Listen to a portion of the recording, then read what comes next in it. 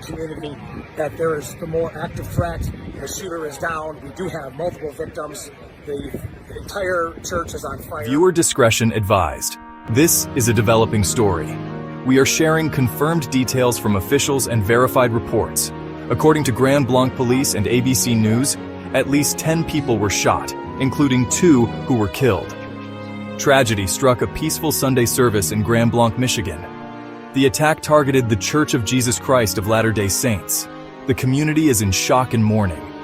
Authorities say the incident involved a shooting and a major fire. Ruben here right now, along with Casey. Right, so they're talking about hundreds of people were inside of a church when this 40-year-old male suspect, as they laid it out, rammed the front doors of the church, went inside, started shooting before, as officials said, he was neutralized by law enforcement. But really what's so difficult here for law enforcement is that fire that they believe was deliberately set, that sort of pushed them back, and what they were able to do a bit, as you've heard, they just got that fire out about within the hour, is how they put it. Sources have also told ABC News that there was a partial collapse of the church building. So you can imagine you're already dealing with an active scene, an active gunfire scene with hundreds of individuals on site, and then you add in a fire with a partial collapse. That complicates it even more than it already was. That's also why officials are saying right now, tragically, that they do believe that they will be finding more victims here. They didn't say whether they would be alive, hopefully, or deceased, but they did say because of the way that that fire was set, that there were some people, unfortunately, trapped, unable to get outside of the building. Those were the words of the law enforcement official you just heard right there. So a very complex, very dynamic, as you said, hundreds of family, law enforcement, all on scene here, 100 FBI agents responding to what was just described as a very complex, dynamic, active scene right now. The chief there saying that this was still preliminary information and that they would be getting more. And a major fire. There was also a confrontation with law enforcement. More than 100 people were attending the service. First responders from across the region mounted a massive response. Police Chief William Renier briefed the public with initial details. The suspect was identified as 40-year-old Thomas Jacob Sanford. He is from Burton, a nearby city. Verified reports state Sanford was a U.S. Marine Corps veteran who served in Iraq from 2004 to 2008. Inside, a place of sanctuary became a scene of chaos. Grand Blanc, about 60 miles north of Detroit, is reeling. We are aligning facts from police statements and multiple reputable outlets. This report focuses on confirmed, verifiable information as of this broadcast. At approximately 10:25 a.m., the assault began. According to Chief Renier, Thomas Jacob Sanford drove a Chevy Silverado through the church entrance. The crash shattered the morning's calm and opened a path for further violence.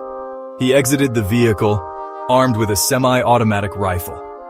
Gunfire sparked terror among worshippers, including families and children. Officials described the attack as swift and indiscriminate. In the midst of the shooting, smoke began to rise. Investigators believe the suspect intentionally set a fire. The blaze escalated rapidly, filling the building with heavy smoke. Escape and rescue grew more difficult by the second.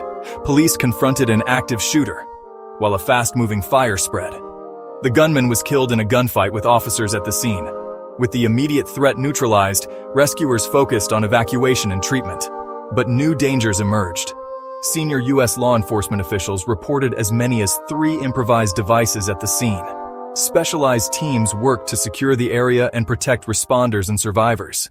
The fire grew into a 5-alarm blaze requiring a massive response. Officials confirmed a partial structural collapse. Just before 1 p.m., authorities said the main fire was extinguished. A wide perimeter now protects a complex crime scene. Police report at least 2 people killed and at least 10 shot. Multiple victims were transported for urgent care. Henry Ford Genesis Hospital confirmed they are treating victims, offering condolences to families and the community. Some patients are in critical condition. Residents gathered for vigils to grieve and support one another. The investigation is multi-agency, including the FBI and ATF. Investigators are tracing motive, timelines, and potential devices. You know, the problem with what this guy did, assuming a truck would fit through the front door of other churches, I mean, that's pretty, even if the place had law enforcement there, if he just literally drove his truck into it, that's a whole different, situation. But having said that, people are going to have to think, in particular, do they really need more security, or at least somebody outside of the perimeter that could slow down, detour, whatever it might be, someone that has ill intent to come into the church. The problem with that, obviously, is that can be expensive. Even doing structural things to a church can be expensive, to make it more difficult to get into. So, this question gets asked of me almost every day, of what can we do? Why should we be scared? And I say the answer is, you shouldn't be